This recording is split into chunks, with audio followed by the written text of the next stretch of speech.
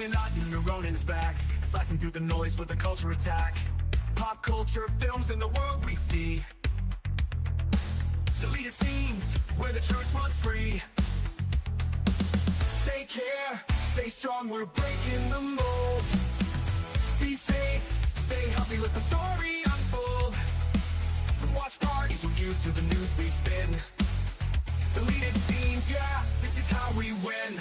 Take care, stay strong, we're breaking the mold. Be safe, stay healthy, let the story unfold. From watch parties, reviews to the news we spin. Deleted scenes, yeah, this is how we win.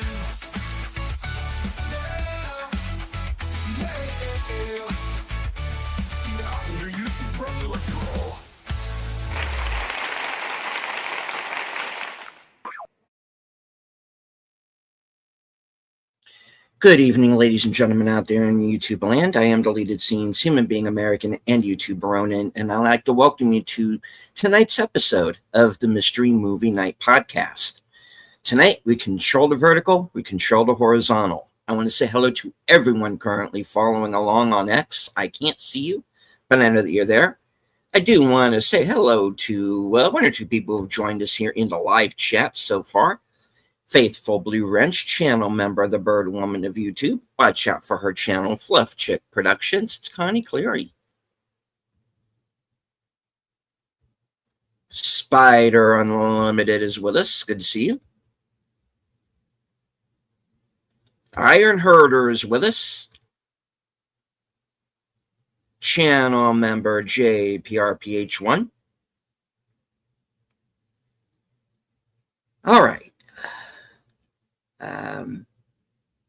I almost went ahead with it, but no, gotta wait, because guess what? I got a couple of people waiting backstage who are primed to strike. Ladies and gentlemen, the most violent woman on YouTube. She has a vicious dog. She's not afraid to use it. Ladies and gentlemen, you know her, you love her, you cannot live without her. The reason why I know you're all truly here. Sense Corner. I threw my little attack dog in the cage because she was making too much noise. So Yes. No weapon tonight. We are saved. Blessed silence. Thank you. Exactly. All right. Also joining us, the man who shanghaied himself into this broadcast. Ray Park. Oh, yes. Oh. AKA Enigma Severus. You are muted, Enigma, if you're talking. You're Wasn't yet, but yeah, I was getting there. Davey Deathray, good evening, sir. Good to see you. Check out Davey's channel. I do. I actually need to. Indeed. Need to. So how's everybody doing? You know. I was doing productive things yesterday. I really was. All right. Doing okay, well, I guess. Hang on. Talk horror and cover a lot of foreign news. Indeed. And yeah, I might be talking about that a little bit this evening. So stay tuned. All right. So all right. Last night's mystery movie was One Spoon of Chocolate, written and directed by the RZA from the Wu-Tang Clan, and executive produced by Quentin Tarantino. RZA and Tarantino hooked up once before on another film called The Man with the Iron Fists, which had Russell Crowe in it, and Lucy Liu, and some others. I think RZA was actually in that as well. Okay. A movie that I honestly don't remember a whole lot about. What I mostly remember is pretty much Russell Crowe, and I think his character was probably drunk. He might have been. Who knows? whatever could get him through that film, because it was a bit of a snoozer, to be honest. Don't really remember much else.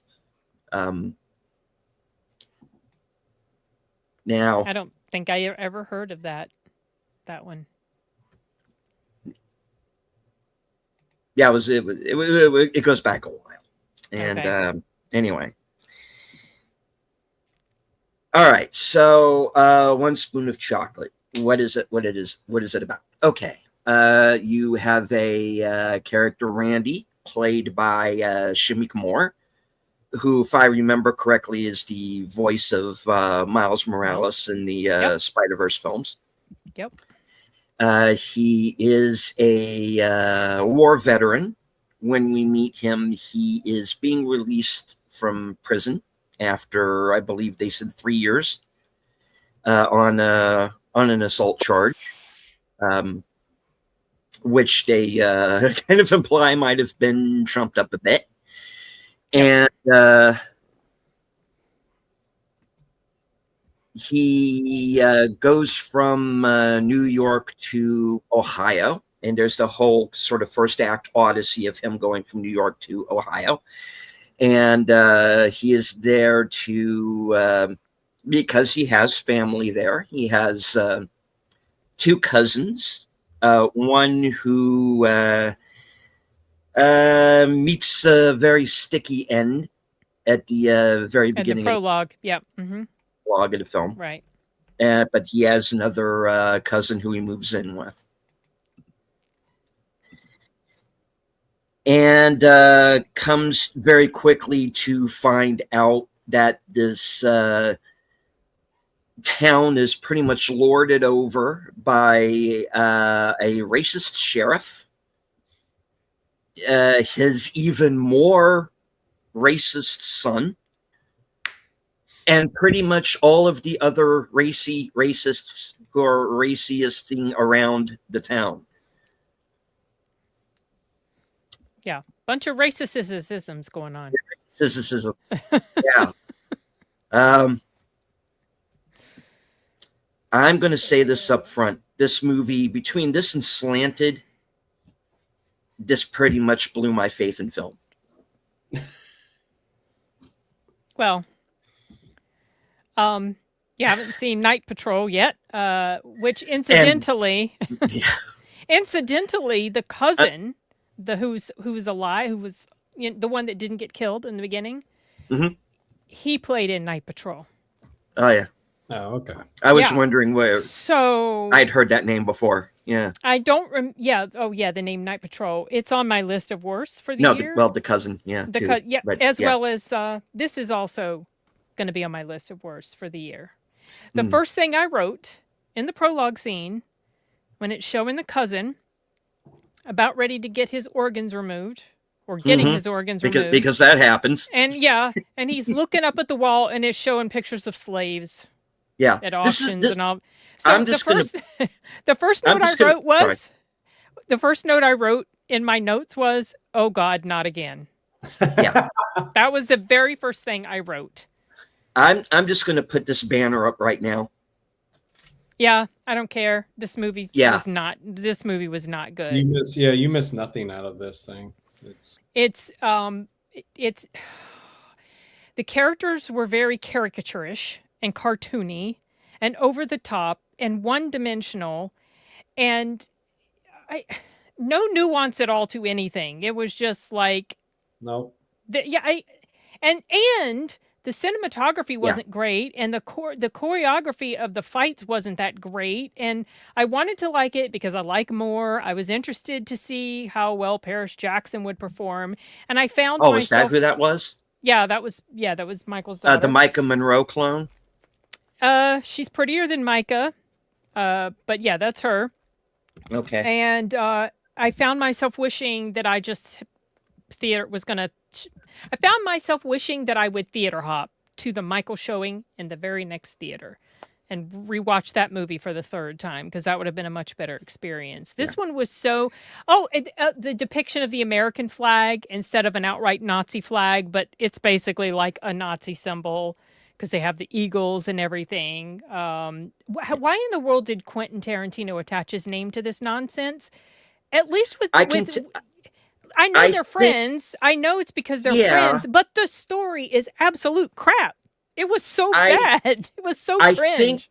I think they were to kind of the closest I'll come to defending this thing is I think they were trying to go for like 70s black exploitation, Blaxploitation, I and know, I but would have been perfectly fine with that.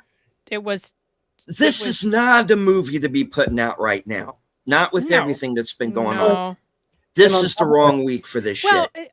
the stupid, the mentality that has grown so tiresome, Mhm. this narrative about how victimized black people are all the time, it's so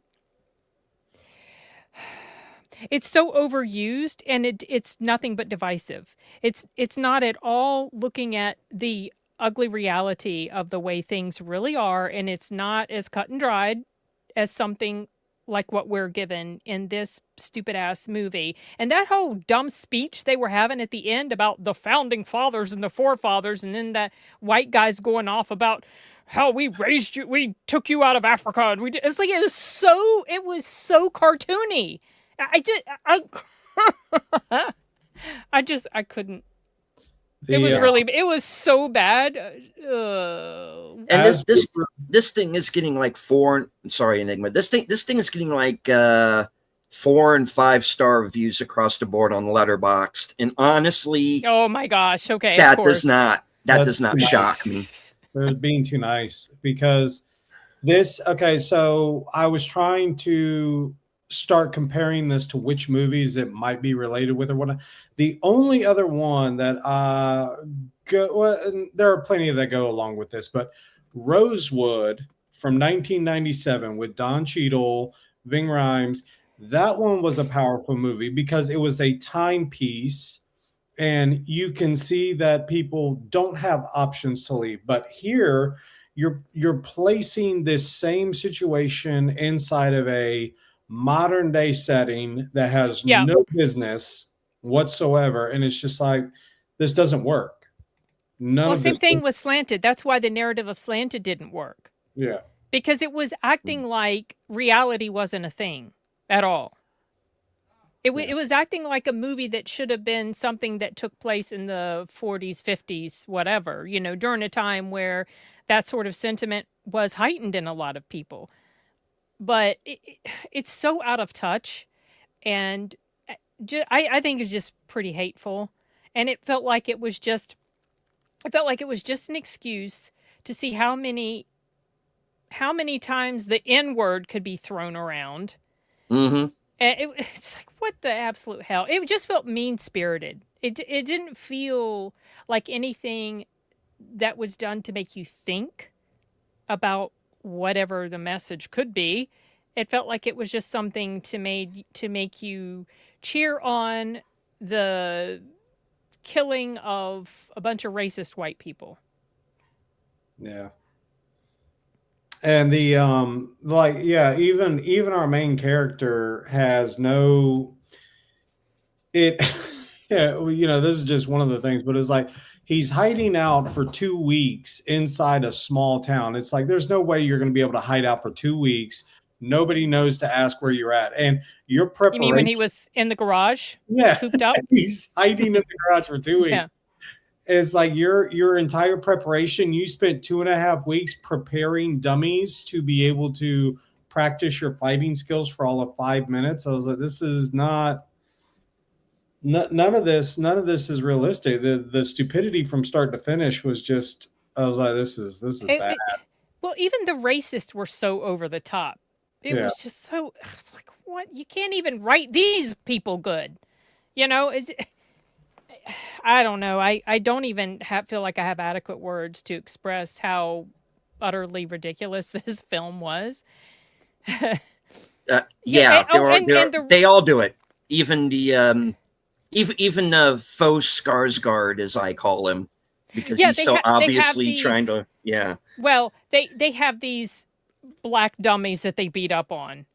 Yeah. Like, what the hell? I would rather have watched Faces of Death, Davey. I feel like They put a lot of effort into those little mannequins as well. It was like, dude, y'all put way too much effort into those little costumes that y'all have just for Yeah. Some 3 minutes. t-shirts, I don't even remember what they all said. And then what was the other stupid thing? I can't even remember. But just the lack of any the organ harvesting. It's like, why specifically these people? Like, why? Like, usually organ harvesting from other movies and experiences Yeah. are usually based on people with rare, necessary, in demand type organs. You guys are just, grabbing. Reminded me of Get Out. Yeah. Yeah, that's basically what this is. This is basically an overly violent Get Out. Yeah. But the difference between this and Get Out is, number one, you actually gave a damn about some of the characters. Yeah. I didn't care about anybody here. Yeah, me either.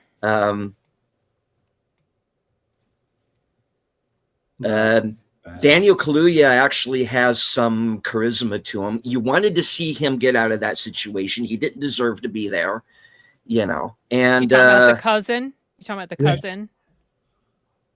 well, okay, here too. But Wait, which I'm talking okay, about the guy in Get Out. Oh, I'm sorry. You're I'm still rooting thinking for about... him. Oh yeah, of There's course. nothing to think about here. There's no Mhm. movie. This is white people are scumbags, and they're going to be driving around in their pickup trucks and their baseball bats Terrorizing the and whole town. and their southern accents in the middle of Ohio. Ohio. It's like, what state are we supposed to be in here? This is not a movie. Well, that's what I said. It was like y'all went and y'all took all of the police reports out of LA, and you were like, we're going to use all of these into one movie. It was like, you guys have a monopoly on the police force. You got a monopoly on the hospital. The only one you don't have a monopoly on is the coroner. And it was just like, that's actually one of the more important ones. I was just like, this is just weird. Yeah, didn't you see Hard Target? You pay off the coroner. Yeah. Come on. When a Jean-Claude Van Damme action movie is smarter than your supposedly upscale. If it Oh, helps my restore your faith a little bit, God. if it helps restore your faith a little bit, the aggregate score, the average score for this movie on Letterboxd is 2.7. So that's not the overall. The 4 and 5 stars is not the overall. Thank goodness. Oh, good. Yeah. Because that's all I was seeing last night, and I was like, "What movie did you Yeah, see?" just I go wanted to- look at the overall rating. And it's also come down I on was- go ahead. IMDb as well. Yeah, I was ready to walk out of this, and in fact, I put it in the X chat. The chat, I know I saw Feel that. free Free to leave. to walk Yeah. out. I really wanted to go watch Michael again. And- Because I had just seen it a second time earlier Yeah. that day, and I was thinking that would be so much better than sitting through the rest of this. Yeah. Because I was 40 minutes in, and I'm like, I know exactly what is going to happen in this movie, beat for beat for beat, and that is Yeah. exactly what happened. Yeah. The only part where they really surprised me was the fact that either Paris Jackson or Blair Underwood actually survived the film, because I was expecting Right. one or the other or both of them to get taken out. Well, And how the fact that they're still there at the end was like the one surprise. Oh, and You that know? ending was stupid too. Oh, Oh, my my God. gosh. overly done. Oh, geez. The guy that was working at the gas station, it's like you saw 4 people come in there. You never mentioned to anybody about the one token young lady that's with them. She's never suspected. She's never brought up. She's the one that's harboring and protecting him. And yet she is never even addressed ever or even put in danger. I was like, that would have been the prime person to go after. It was like, how do y'all not do that? You know? You know, she goes and the whole reason why he's using her garage as a hideout is because, well, my father and I used to hide out from my mother. Yeah. Why? I know. Because the only time no you explanation given. see no explanation. The only time you see the mother is she's on the couch watching television, like most people do at that time of night, and she goes to church every Sunday. That's all we know. Hide from what? Yeah. I was expecting the mother to be in on it in some fashion. I was expecting her You to know. be some factor in, like finding out he's hiding out there and then being revealed as a racist. And so then she goes and she, snitches on him to the other racists in the town. But she was just like a non-issue completely. She looked like Joan Cusack is who I thought it was. I was like, is that Joan? She kind of does. Yeah. And then yeah, she has the one scene and it was just like, what do y'all need? Y'all need an extra? Who'd y'all pull to put that in there for the moment? All right, we need another scene with the mom here. And it's like, hide out from her from what? She poses no threat. It's almost as if she does not care what the daughter is doing. No. She's not. Also, I don't understand how he knew where the gang of racists was hiding out at. How did he even know they were at the community center? Well, it was from the earlier scene, the basketball scene where they have the fight. Well, do you want So- Wait. I No, assume hold on. he knew that I'm they sorry. were there. I said community center, but I don't think that's where the that Legion place was. Hall. It was a Legion. Well, I mean, it was it's something different. So not how did he like- know where it was? It's And not that they like would be these there. guys are exactly hiding.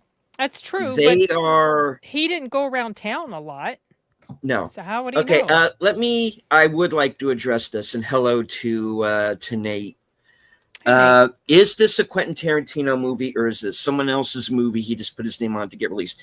This is Tarantino is the executive producer on this film. It's written and directed by the RZA from Wu-Tang Clan, and they teamed up before years back on a movie called The Man with the Iron Fists. And so I guess they have like some kind of, they know each other, they're buds, they have some kind of Yeah, they're friends. producing partnership.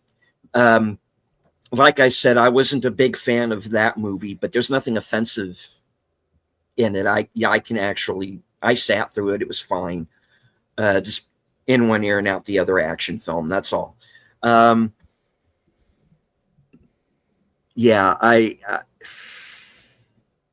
I'm just done with this attitude of I've had to hear it too many times for too long a time. If you believe that white people spend their time driving around looking for black people to beat or kill, then that's on you. If I can't convince you otherwise,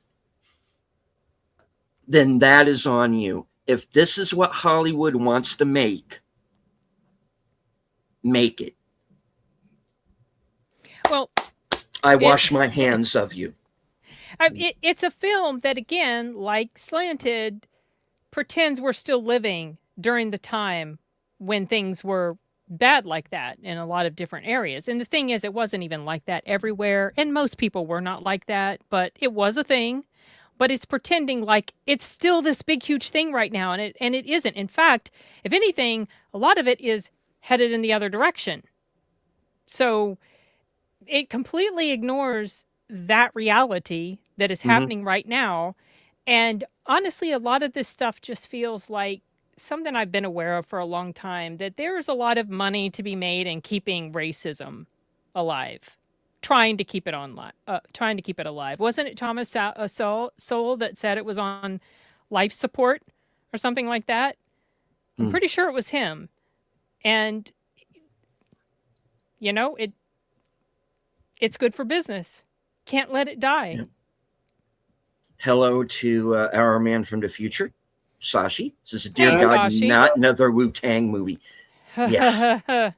Man with the Iron Fist, 70s style kung fu movie made in 2012. Yeah. All right. I don't want to let the chat go too far. I do want to say hello to the Wayfarer who's joined us. Hey, Wayfarer. Well, go check out Hokum. Yeah, we did. That was the mystery movie. One of the mystery movies last week. Great film. Good to see it. Just the problems I had with Hokum, yeah. I still would have rather rewatch Hokum. I had some issues with Hokum, but it was a much better story than something like Curry this. Barker taking on TCM. I am really looking forward to that. I want to see what he does with it. I think Curry Barker is a real force to be reckoned with right now. Milk and Cereal was one of my favorite movies that year. He has Obsession getting ready to come out here in a few days. Oh, okay. That's his movie. It's I'm really looking forward to it. I've heard some good things. Between Obsession and Godzilla, those are like the only two movies remaining on the schedule that, quite frankly, I would see voluntarily in theaters. The rest is probably just going to be. Well, Eggers is hit and miss with me, but maybe that isn't like a matinee. Yeah, there is a new movie out that's actually coming out, and I think you guys will love it. I know Lex will especially love it. It's the de-aging of Anthony Hopkins for Silence of the Lambs. And Lex will love that movie. Yeah, I'm going to go see that tomorrow with my brother on the big screen. I've never seen Silence of the Lambs on the big screen, so I'm looking forward to that. And The Nice Guys with Russell Crowe and Ryan Gosling on Thursday. Oh, that one's worth it. Yeah. Too. They really, a lot of people are really asking for a sequel on that one. It's been so many years. I really wish they would. That would be fun. It would be, but it didn't make any money. No. And it's not a Marvel film. Yeah. And that's a hired guy, and Gosling has to come back to help him. That would be kind of cool. Yeah. You know? Oh, but yeah, any of these ideas would have been much better than especially. Did you guys have him come out before the film started, and he's like, "Hey, I hope said you guys something at the beginning." Yeah. Oh, I was like, oh my gosh. I was like, oh no, everybody's following the Tom Cruise, and who else has done that? Introduce themselves before. The brothers who did Talk to Me did that when Talk to Me came out. Multiple directors have done that for films. I've noticed, especially for the mystery movie releases. So, yeah, it seems to be kind of a thing. The one who has hit it really well that I really enjoyed, and it's still in my top 5 for this year, is Good Luck, Have Fun, Don't Die. I think that one, Rockwell did an amazing job, and I honestly take it to heart how the director had said, it's very hard to get these original ideas out these days. And so, but this one was not an original idea. It was not anything new that we haven't seen before. No. And it was just over the top with stupidity, So, it was clunky. It was cringe. The acting was, it was okay. But the writing was terrible. It was so one-dimensional.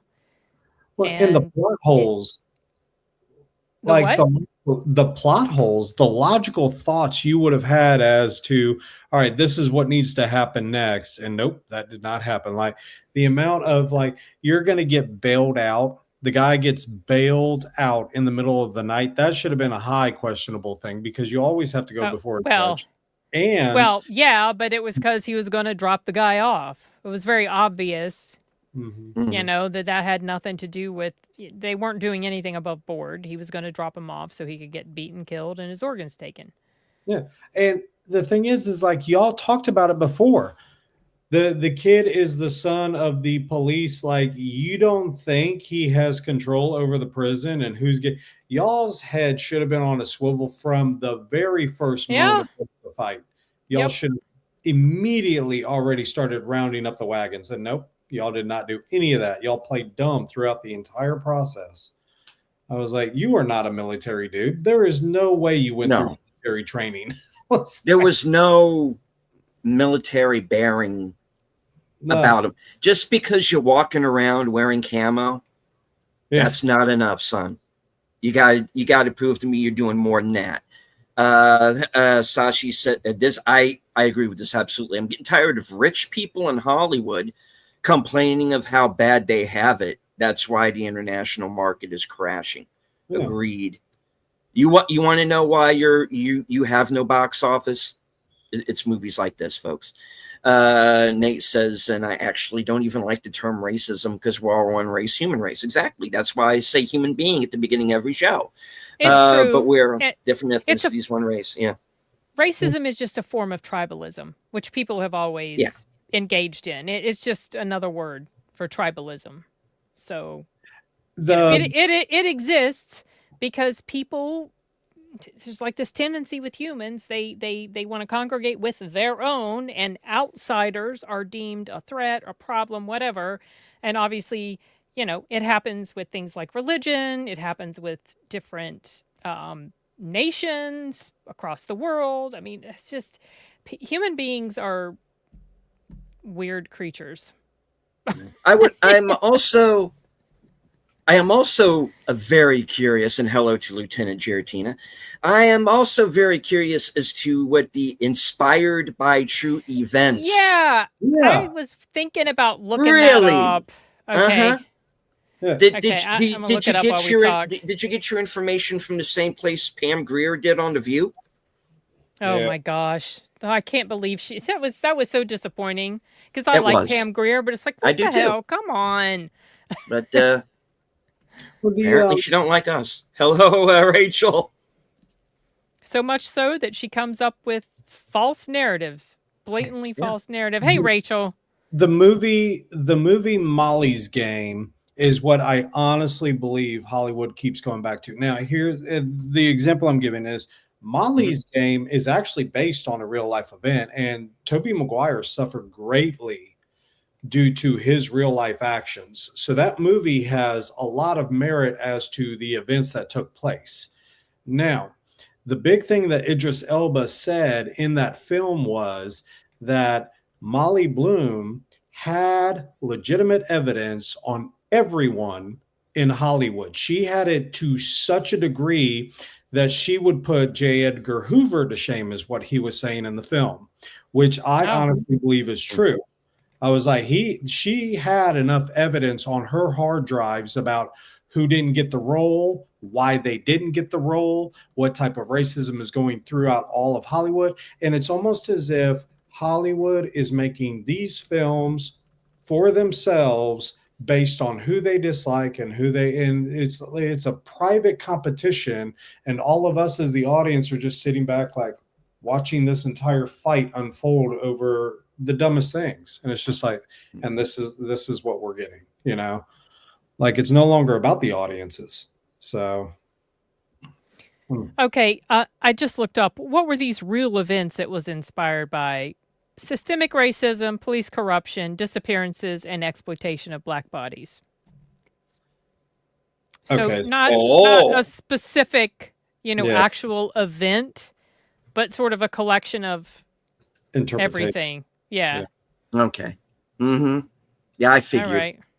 Okay. True Detective did it better with this, much better. What did? True Detective, season 2. True Detective with the is and everything happened in LA, and Evil wins on True Detective season 2, which is why I think True Detective bombed after season 2, because a lot of people wanted to see a repetition with different people of Woody Harrelson and Matthew McConaughey, where the righteous do win, Yeah. And so Evil wins. Well, they kind of did in season 3. They did. Yeah. I thought there was a good ending. Same thing with season 4, which was a huge downgrade in quality. Yeah. Oh goodness, but yeah, it was just talk to us about Michael. Tell us. No, I'm just kidding. I would much rather. Honestly, you know what? This is the worst movie of the year. as far as I am concerned. Well, it's in my list, and all three of them are shitty. So, and they all have to do with this sort of narrative: white people bad. But I don't have much appreciation for that. If you can't tell us a story and give us nuanced characters and actual good writing, I'm not interested in your stupid message. It's like, if you are seeing stuff like this happen somewhere within the United States, if this is truly something, say if something like this movie were truly going on, tell us. Well, because all of the people, all the white people with the guns that you're also afraid of, we will kick all their asses. You want to know why I don't mind the ending of Sinners? Because those fuckers deserve to die. Here, I didn't care. Well, and I'm spitting. I'm sorry, but I don't. Sinners was much better written. Yes. I have some issues with the last act. That particular scene, while, yeah, they deserved it, it felt like it was just put in there just for, let's cheer the killing of these white people. So I that felt very shoehorned in, which I didn't really appreciate, but it wasn't enough to drag down the movie as a whole for me. It ended up on my top 10 for the year. I really enjoyed Sinners. I liked the time period, the events that were happening with regard to things like racism. That was relevant because we were in 1930s Deep South, but here we're in 2026 Ohio. 2026 Ohio, where everybody's kind of talking like this. You Buford, oh my gosh! Sheriff Buford T. Numbnuts. Thank you. The acting was so bad. Yeah, it was so cringe. It was just like, this isn't even good acting. The actor who plays like that the guy, sheriff, the sheriff. Oof. I have seen him before in other things. The guy's actually a really good actor. I don't know what the hell he was doing in this. He was getting a paycheck. That's what he was doing. I guess. I don't know. Now, you know what would have been really quick? You know what would have been really cool for Sinners rather than shoehorning in the last scene? It would have been hilarious had they tried to come like around 3 a.m. in the morning when the vampires were still out. That would have been so much fun. That would have been perfect because when are they going to try to, do a sneak attack at night? Of course, if they knew that the dance thing was going to be still open, maybe they wouldn't be so brave, but they could show up there and try to shoot everybody in the barn or whatever. And then the vampires descend on them. That would have been something awesome. That would have worked to me. That would have worked so much better than the way it ended up. Would have gotten his wish. Let's go get these guys. Come with me. Join me. Let's go. But then they'll all be family. They'll all be family in the end, though. Or maybe they just would have killed him and not turned him. But I had an issue with that whole shootout scene anyway because he's doing all this shooting and people are shooting back at him. He doesn't get hit not once until he's supposed to. And I was just like, I don't know. I just can't buy into this whole scenario with him magically not getting shot. He's one person up against how many? No. It would have been really epic. It would have brought it back the passion, of Primate, where those college guys go to the house. They have no clue about the killer ape, and then in my head I'm going, "Oh, this is going to be awesome." It's like I was so excited. It was pretty gnarly. I was like, "He's gonna attack." Yeah, because that one guy, I was like, "Where are we going with this?" Oh, but they went the guy that was on the bed. Yeah, and I'm like, shows up. Yeah. Oh no, we're going here. No. That one was great. But yeah, this one did. And what was the third one that was just Night Patrol for me? Yeah. Oh my gosh, yeah. Have you seen it? I was thinking of going to the theater, and then I was like, you know what? It's on the high seas. So I saw it on the all high seas, and I was like, no. I was like, nope. I was like, let's It's click not this off worth and it. fix this. Yeah, I was like, I was playing chess halfway through. I was doing other, I was doing household chores through it, and I was just like, oh yeah, I figured that would happen. And you just go through. Yeah, it's cookie cutter. It's like they all had a conference at the start of the year. All right, who wants to have this in their little movie? Okay, well, it's just Ugh, overly yeah. predictable. Hey, if you want to get your movie made, Yeah. you better remember A, who pays you, and B, who the villains are, because Well, and honestly, I'm I have a feeling that the RZA, this is his mentality because he wrote this anyway. It wasn't that Hollywood was down his neck about putting this in there. This is coming from him. Oh, yeah, I'm sorry. I missed you popped up Rachel's comment. Hold on, and I don't Yeah. have it. What did she say? Really don't even bother with it. What do you mean don't even bother with it being on a horror list? You mean to watch? A to watch horror list? Is that what you mean, Rachel? Yeah, I think a lot of them are disguising a lot of It's things. horror because it's vampires, which was why I wanted to see it, why I was interested to see it. The trailer gives it away. But the beginning of the trailer, you're like, oh, ho hum, white cops bad, victimizing poor people. Oh gosh, I would not recommend it. It was Body Justin Long. Cam Justin Long was so bad in there in the last half. He was good, Well. and then he was terrible. And Dermot Mulroney, he was so bad. I like the acting was really, really cringe. Well, you watch the trailer, that basically tells you the whole narrative, Rachel.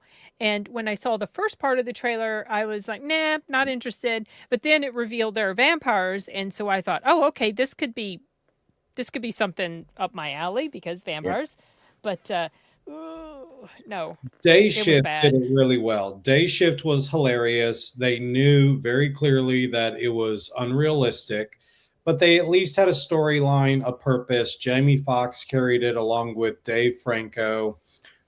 Snoop Dogg appears in it mildly. And then you have what's his name? The martial artist that backs everybody up. He was in John Wick 4. Was this Atkins? Yeah, Atkins? Scott Atkins was in it for a minute. That one was just enjoyable. There were reasons behind it. They had a storyline. The vampires had these witty comments at each other. Just a fun time. Yes, it's unrealistic. Yes, but you enjoy it. Well, I mean, you're talking vamps, so it's going to be unrealistic anyway, but it can be done very well. Yeah. And so this one, it was a Day Shift. It's comedy. It's Jamie. Yes. Yeah, it's just enjoyable. Yes, Sashi. Yes. Yeah. She's in this one, and her dad's story is in the next room over, probably in multiple rooms over, because it's playing a lot in my area. All right, so get this crap off of here. Let's talk about it. Hold on. Okay, go ahead. Take it away. There we go. All right. So, yeah, Michael. Oh. I don't know if you see my review yet, but I have. Okay. Yeah. So, I really enjoyed it, but then I love Michael Jackson, so it wasn't hard. But as I mentioned in my review, there was a lot of focus on his, songs, certain songs of his, and certain performances of his, and I felt like that we spent a whole lot of time with Michael the performer. And what I would have liked to have spent more time with Michael the man. I rewatched it yesterday, and my score actually goes up. Went up from 79 to 85 on Critic List because I'm just so impressed with Jafar Jackson's performance. And I know that it's very... The movie is pretty superficial. It's not very in-depth with regard to Michael and what makes him tick, even though you do get enough of it to understand his eccentricities and his very extreme feeling of self-doubt and inadequacy. and the dysfunctional relationship between his father and him. And some stuff is fictionalized. There's some time compression going on. And I'll give you an example of fictionalized event. His first nose operation. He didn't just walk into the plastic surgeon's office and say, I want to have a new nose. He fell and he broke his nose. He was doing a bunch of spins, like 50 in a row, and he fell and he broke his nose. And so they had to fix it. And he decided, well, if you're going to go ahead and go in there anyway, just fix it the way I want you to fix it. So that was the beginning of that stuff that was happening. But obviously, the problem with poor Michael is it didn't stop. He just kept chipping away at himself. They do touch on his skin. You know, there was this running joke about Michael wanted to be white, and that was not true. He had vitiligo, and it spread. And I've seen pictures of him from maybe it was in the 90s, and it's so severe on his arms. He looks mostly white with a few patches of tan or brown. And he was very self-conscious about that. They don't specifically say in here that's why he wore the glove, but that's why he wore the glove. It wasn't this interesting fashion statement he was making. So, yeah, the performance, go see it for Jafar's performance alone. He's like a carbon copy of Michael. I felt like I was watching someone who was Michael, not someone who was trying to be Michael. And so I'm hoping a second one comes out. So this has been going around the internet now. Again, I think a lot of us are old enough to remember the 90s well. And so in 93, he actually performs, Michael performs at the Super Bowl halftime show. And now it's going around the internet. And the reason I know about the halftime show is because the Cowboys. I remember that. Yeah, well, the Cowboys were playing, and my dad was a huge fan. This was the first time we had gone back to the Super Bowl since the 70s. I became a huge fan due to following in my dad's footsteps. And so, you know, and we weren't even in the Super Bowl at that time when I was cheering for him. So when you had Jackson performing at the Super Bowl halftime show with the Cowboys, I mean, it was just, we were so enthralled with it. And, you know, my dad was a big time band member throughout high school. So he loved a lot of Jackson's music. He loved a lot of their Queen. He loved a lot of the various methods that they went through. Meatloaf, he loved them. And so as he was going and whatnot, but they said that Jackson's performance at the halftime show is what turned around a lot of what the halftime show is now. And really? So, yeah. That's interesting. His halftime show is what drew attention to the Super Bowl halftime show, and it turned it into everything. The big spectacle that it has become. That's interesting. I didn't know that. You know what? You know, so another funny thing about the Super Bowl, my team was playing in the Super Bowl during the infamous Janet Jackson Timberlake thing. Yeah. Yes. It's like, really? That's the only thing that Super Bowl is known for. That event. But yeah, that was. I've already pre-ordered the Steelbook. There's a Steelbook for sale at Walmart and Amazon, but I like the Walmart one more. So, sorry. I really enjoyed that film. For fans of Michael, I think you'll love it. It hits in all the right feels for me. Do they do a lot of the good music? Is there a lot of the Cole Hauser? Is there a lot of Cole? Music? Yeah, they didn't touch on Smooth Criminal, which makes me sad because that's my favorite. But they obviously ABC and Don't Stop Till You Get Enough, Billie Jean, Bad, Thriller. When they filmed the parts for where they're making the music video of Thriller, they filmed it in the exact same place where the Thriller music video was filmed, which I thought was really cool. And Bad, obviously, Human Nature, this is back when, you know, TV, if you're scrolling the TV channels or surfing the TV channels, and they start going behind the scenes, you know, you can't get copies of this unless you're recording on the VHS. But Dad had stopped on one of the films where they were actually doing the practice, and they were showing that Michael was getting a lot of the moves down very quickly, and he was very good. And a lot of the backup dancers were causing the delay in people picking up the moves. Yeah. Like, Michael doesn't have the problem. Nope. All in the back. Nope. Problem.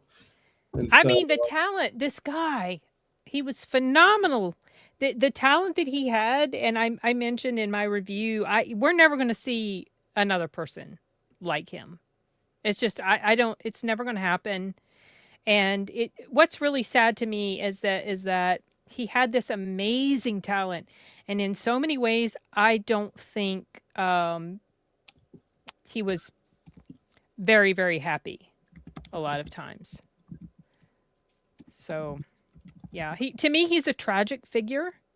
He's very uplifting. His music, he talked in the movie about he wanted to bring people together with his music. He wanted to change the world. And I feel very sad about the way he was treated by the media.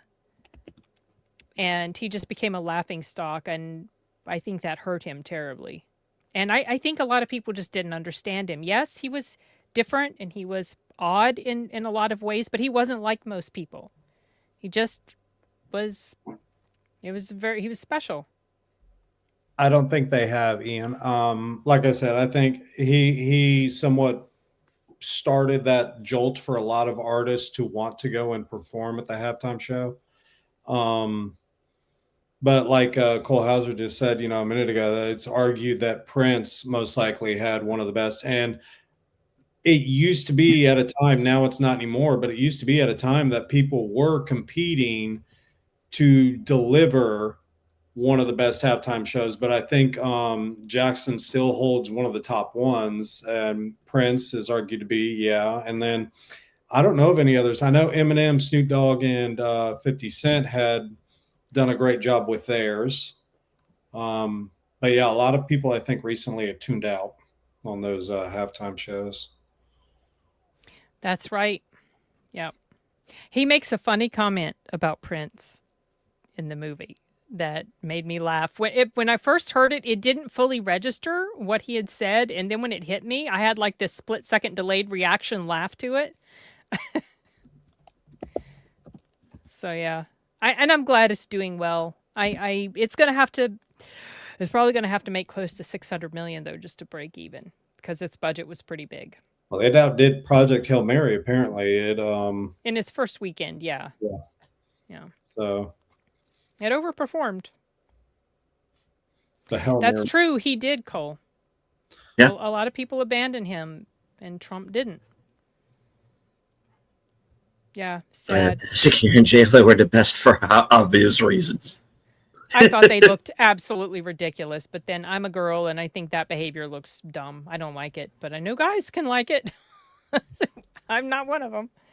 Yeah, that part where they were shaking their butt at the camera, I was like, could not roll my eyes back in my head hard enough. Oh my God. I didn't watch the whole thing though. So. And this one, I'm sorry, going back to the horrible disaster that we had to suffer last night. The few scenes that were horribly unnecessary in the film. The sex scene?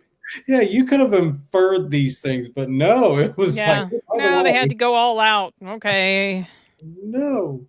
It was like, yeah. I was ducking my eyes down. I was like, this is not something I can care to deal with. Yeah, those aren't my favorite moments in movies either. I was like, no. I'm a guy, and I call her. I don't even call her J-Lo. I call her something else. Because that's the reputation she has. So yeah, well, I really don't like her at all. Cannot stand her. There was at one point a certain videotape that sure as hell looked like her, and yeah. What was it? I'll tell you. I'll be tossed off of If I Told You. So was it I'll was tell it a you off private screen. was it a private tape? Because I never saw Yeah. anything like that, or I never heard anything like that. Is what I mean. I hadn't heard about that. I heard about Pamela Anderson, but didn't hear about that. Paris Hilton. That one was fairly famous too. Yeah. Yeah. I agree. I Yeah. agree, Cole. But then I don't even Especially watch it the- anymore. I stopped watching it when No. it got political in 2020 as I'm out. Done. I mean, I'm aware of what's happening superficially, but I just don't watch it anymore. Yeah, it's gotten to that point. Yeah, well, go watch Michael if you haven't already, y'all. If you're a fan, especially. And I would say go see I Swear or Oh my gosh, I swear. Project Hail Mary. Oof. Yeah. Find a Swear's a movie good we one. brought up earlier. Good Luck, Have Fun, Don't Die. That's certainly worth a watch. My Neighbor Adolf. Hokum. Absolutely worth a watch. Hokum, yeah. Yeah, there are some good ones. I haven't lost all faith in the movie industry because there are a lot of good things out there. It's just unfortunately Send there's also Help a lot of was a stinkers. fun one. Send Help. Send Help. Yeah, it was okay. It was all right. It was fun. It was okay. I did not like how it ended. Mm. And yeah, that's right. The two Top Gun movies are coming Yeah. back. Yeah. And Terminator 2 is coming back. Yeah. What is it? The 35th? 35th anniversary. Okay, yeah. My nephew went to see it. Okay. Mhm. Oh yeah, and I remember when Michael Jordan and Michael Jackson were the two top things in the 90s, and they kept doing They the did a thing together. Yeah. with the two MJs. It was so great. So many years ago, some point after he died, I found this home video show that he had done. I think it came out in 2003. It's on YouTube. It's like Michael Jackson's home videos, the full movie or whatever. It's like an hour and 15 or an hour and 11. But I really like that because it's just him. He's hosting it and he's introducing different clips. And so it shows him with Princess Diana and him. Oh yeah, the Jackson 5 cartoon. Him with Elizabeth Taylor and with Janet and other members of his family. It's just really, it's nice to watch that. It helps kind of humanize him a little. Mhm. A little, not that he wasn't, you know what I mean? Like it shows this other side of him that a lot of people didn't see or know about because they're just private home videos. Ian had a question. What is your opinion on the Django Zorro movie? My opinion is please don't. All I know about it is Jamie Foxx going to be in it? I assume.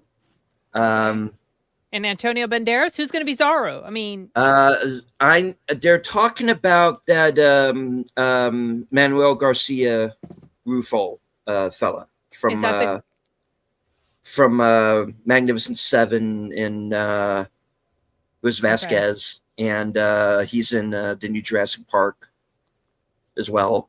oh, as the father? Yeah, Okay. they're talking. I've been hearing his name get mentioned as being cast, which honestly I would be fine with. Would be cool if they went with Antonio, though. Yeah, the first They're both older, you know? The first Well- one he did with Anthony Hopkins, that one was just such a great reboot. The original.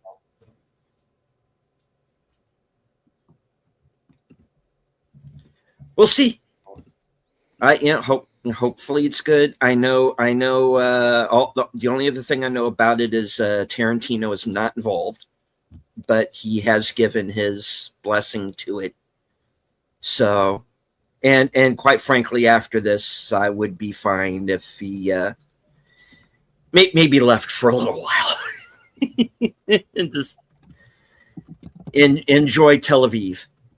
He hasn't yet done his 10th and final movie. Oh, fine. Who's counting? He Yeah, said he we was going to were- do one more, and he was going to stop at 10. That's what They, I heard. They still say that Jackson's performance of Billie Jean for the first time live is still like his top performance. Well, that was a big deal also because that's when he debuted the moonwalk, Yeah. which is depicted in the movie. Obviously, because that was a big moment. Oh, it's going to be a comic book series. Well, if it's going to be a comic book, Okay. then fine. It was explained to me that it was going to be a film.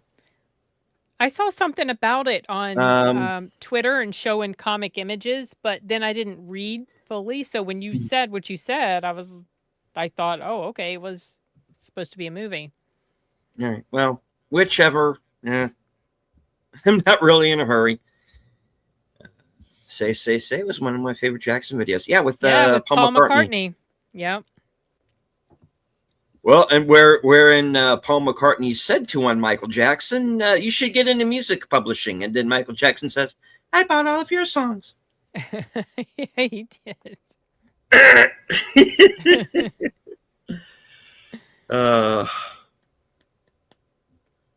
It's already a comic. It was a comic. It's going to be a movie. Okay. Whichever. I don't know. We'll look into it more. Like in the 80s and 90s, seeing a star was a big deal. Now you see them all the time. Yeah, Too much, sadly. But a lot of stars now don't seem to have the star power that some of them did. Like, there's never going to be another Arnold. Never going to be another MJ. You know, I don't know. It feels different. Maybe it's just my nostalgia of the 80s and 90s talking. Well, that, and as you get older, you start seeing that the more they talk, the more that they demonstrate they don't know as much as they believe that they know. They act like they do, and that they can preach to us about whatever while they fly in their private jets. So yeah, there's very few that are down to earth these days. Keanu Reeves, though. Oh yeah, Keanu seems like a really good guy. Awesome one. I've always liked him. No, he's not. He may want to be, but he will never come close. No, Arnold had what was that? The Bill Burr joke where he said, I get famous for lifting weights. Now I'm going to become an action star.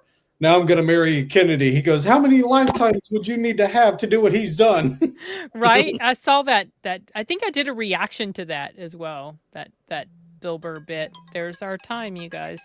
Yep. 8:10 already.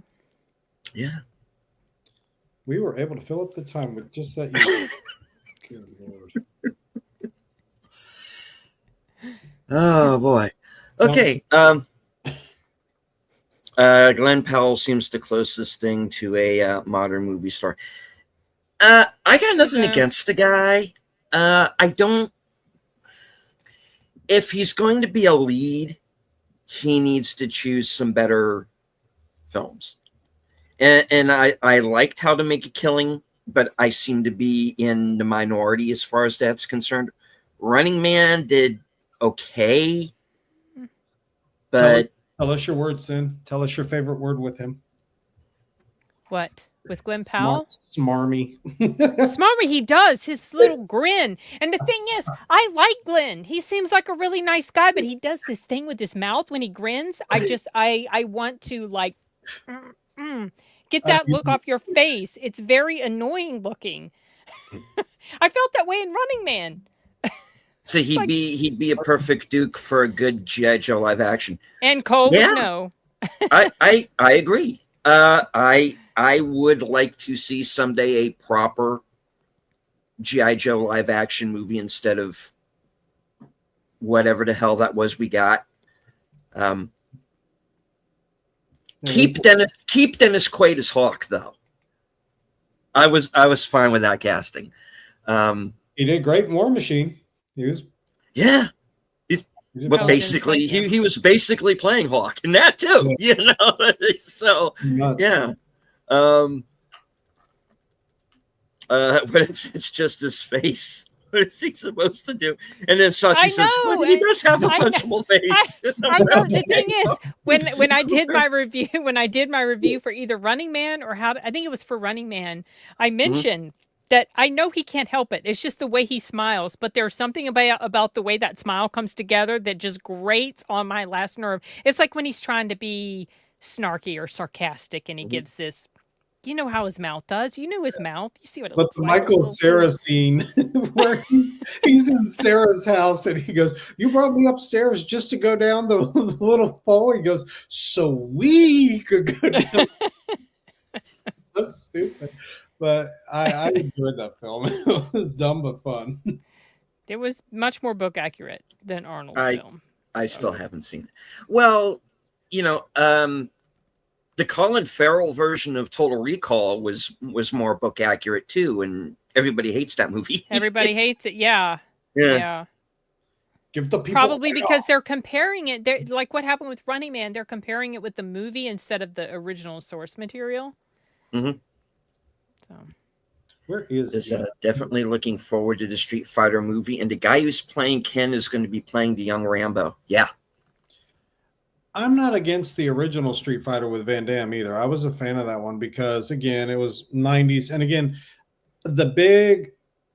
please don't bite my head off, anybody, but the big point is a lot of the movies that we had with Marvel and Street Fighter and the ones like Judge Dredd with Stallone, those films, for as crappy as we might think they are or see them right now, they are the ones that paved the way to have what we're doing now, you know? And so you can't overly criticize because they took the opportunity, they took the chance, and a lot of the technology and original thinking wasn't there at the time because they were the initial films, you know? And so take them for what they are, enjoy them for what they are. But yes, I'm looking forward to the Street Fighter that we're going to do now. But Van Damme's one I grew up with. I thought it was pretty good, and I thought it was a good adaptation. Some of the things were stupid. I agree, but it was still the pilot film to do what they're doing now with Mortal Kombat, you know, and Mortal Kombat also had theirs in 95. And so yeah, both of those were still good nostalgia films. So no one can top Richard Dawson. No. 90% of people think the movie is the source material. Yeah, because I know nobody reads anymore, which is a shame. Yeah. FYI, Street Fighter is part of the G.I. Joe continuity. I believe it is. I didn't know that. I think there are. Well, I think maybe there are you did characters tell me that intersect. in one of our streams, Cole. And G.I. Joe was invented because of Star Wars. So if you've seen that Netflix special. So haven't. Yeah. It talks about the 80s toys and how they all got invented, and G.I. Joe and Thundercats were both sources out of Star Wars. So Not sure of Carl Urban's Johnny Cage. We'll see. To it, I would prefer he were in a Dredd sequel. Right. But me too. I watched that the other day because it's for free on here. So good. Oh, it's a good movie. I have the 4K. Looks pretty good. Even Mask was part of the G.I. Joe continuity. Yeah, there's a lot going on there, which is why I think they should bring it back, because there's but that's me. A lot of undeveloped stuff that they could use. Did you know that Michael Jackson campaigned hard to be in the first X-Men movie? He wanted to play Professor X. I've heard that. I had not heard that. No. I don't know how true it is, but and I'm glad it didn't happen. That's why he did the cameo with the Men in Black, where he could go, I could be Agent M because he was wanting to do some of that too. Yeah. Speaking of G.I. Joe, Hiya Toys is now making their own action figures. Yeah, you should check out Paulie's show from last night. He was doing an action figure stream. I caught part of that. Yeah, they were talking about cartoons with H. Boomer and Troy the other day too. Oh, nice. And speaking of which, here you got a stream coming up. Yeah, so. I do. At actually here in about 10 or 15 minutes, I am going to be joining Troy Pichelli and Netters Network and Aged Boomer for Live from Sparkwood in 21. And we are going to be watching and discussing the second season premiere of Twin Peaks entitled May the Giant Be With You, where it's the cliffhanger, and we're going to see who survived. And just how far down the rabbit hole we've fallen, because yeah, fun and games are over. Now it gets real. Let's see. And all the spoilers. Oh yeah, it's going to be full spoilers. Let's see.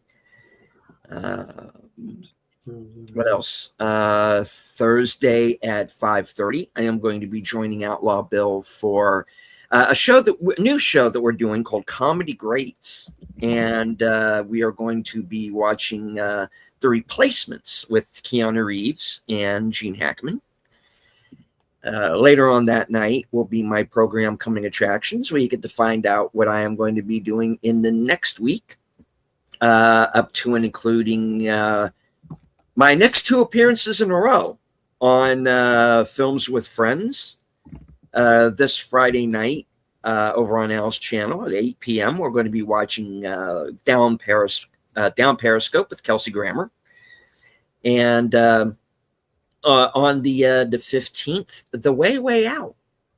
And we're going to be with Jerry Lewis from 1966. And we're going to be joined by Troy and Netter for that as well. And I've got a brand new episode coming up of Unscripted Sunday night at 8. I have Western Cinema Presents before that. And even before that, I'm going to be going to the Sunday mystery movie. So, which I hope is going to be Sheep Detective.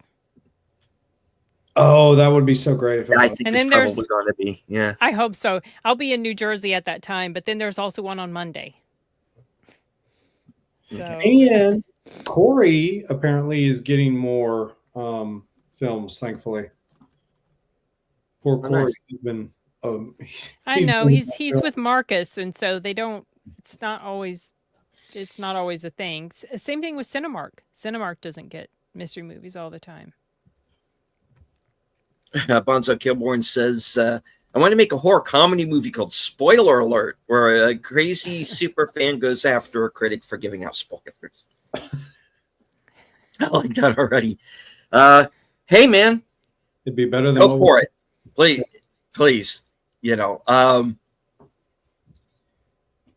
we're really seeing the popularity of YouTube go up. We have... I have videos up on my channel that have been watched by more people than watched Starfleet Academy in its entirety. It's amazing. And that's me. And I'm a nobody in the middle of all this. I'm just a guy in his living room sitting on his couch trying to give you the best show that he can. And made even better because, you know, I have the 2 folks next to me this evening. And come on, guys, you're the saving grace of this thing, not me. They're here to see you, not me. Let's be honest. No, you've been doing this for a long time. I've been doing this a while. Have a loyal viewership. I do. And speaking of the loyal viewership, I want to thank all of the new members to the channel. Whose names you're going to be seeing here in a few minutes. I do want to thank the new subscribers. I am now past the 5,400 mark. Thank you. And I found out last night that I am now over 1 million views. Yeah. Nice. Well so done. thank you very much. Dang. And also, thank you. I don't know how it's done, but thank you for everybody who watched last week's show and got the word out about that episode because I think we're over like 5K on that. You talking about the double So- feature one? Yes. Oh my gosh, yeah. Wow. So and that's just on my channel. I know we had a couple. I know Sin was Yeah, simulcasting and multi-stream. Mm-hmm. other people. It was a multi-stream. So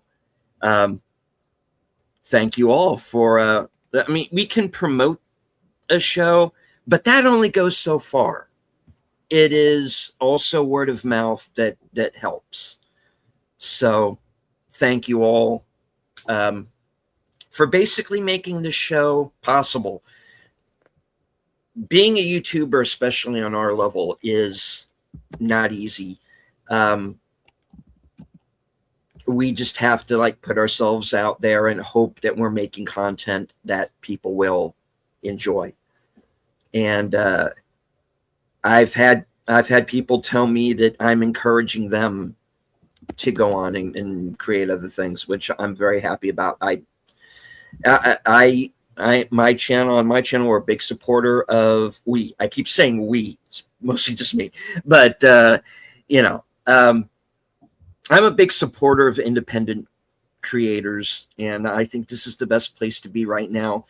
And say what you want about Chris Stuckman and Shelby Oaks, Markiplier and Iron Lung, Curry Barker in Obsession, which I'm hearing some damn good things about. I'm planning He's to a see that as YouTuber? soon as it comes out. He's a YouTuber.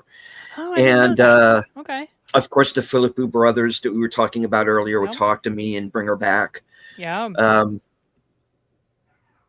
Critical Drinker. I like Rogue Elements. I had fun with that.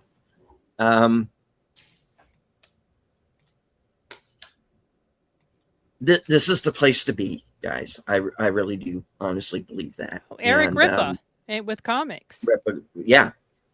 Sasha, So- Eric July, not Eric Ripa. We know You know who I meant. Paulie, Latino Slant, he had a book. They call me Charleston Yeah. recently. Sasha Yeah. made a So- great point for you. So see what Sashi said. He does We make all a love good you. point. Long time. Sorry. Bro. No, so many. What many of you? That's more than twice. Yeah. You're So there you go. I mean, if a small channel like mine can hit that milestone, then anybody can do it. And I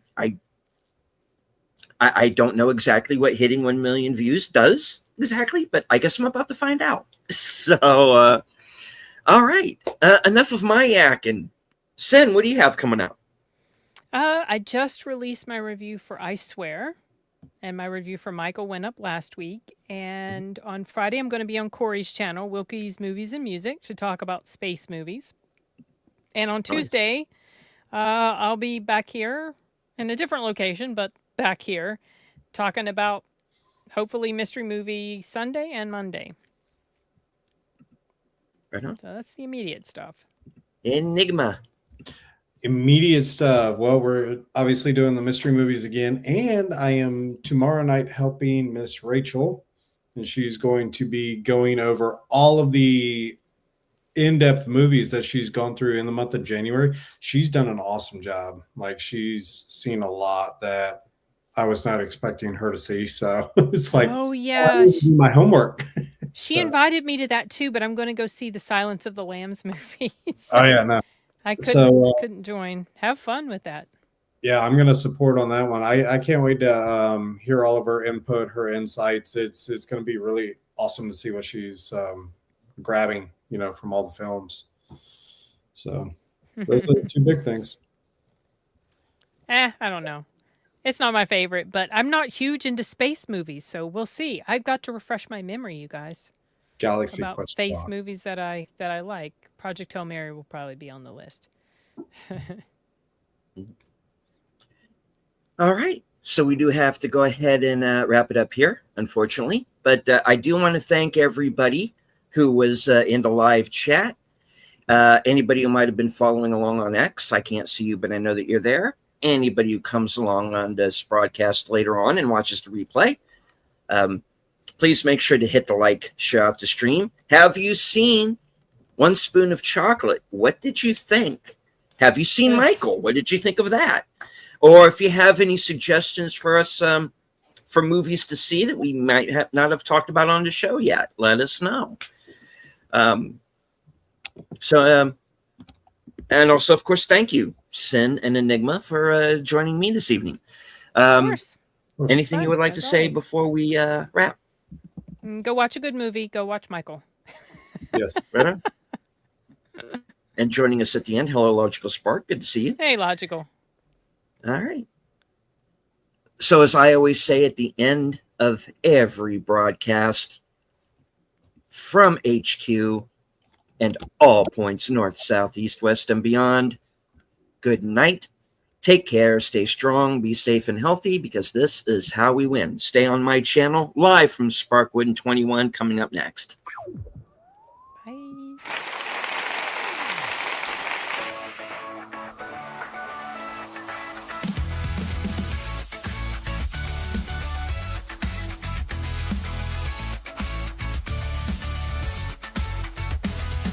Steven Ronin's back, slicing through the noise with a culture attack. Pop culture films in the world we see. Deleted scenes where the truth runs free. Take care, stay strong, we're breaking the mold. Be safe, stay healthy, let the story unfold. From watch parties with views to the news we spin. Deleted scenes, yeah, this is how we win. Take care, stay strong, we're breaking the mold. Be safe, stay healthy, let the story unfold. From watch parties, reviews to the news we spin. Deleted scenes, yeah, this is how we win.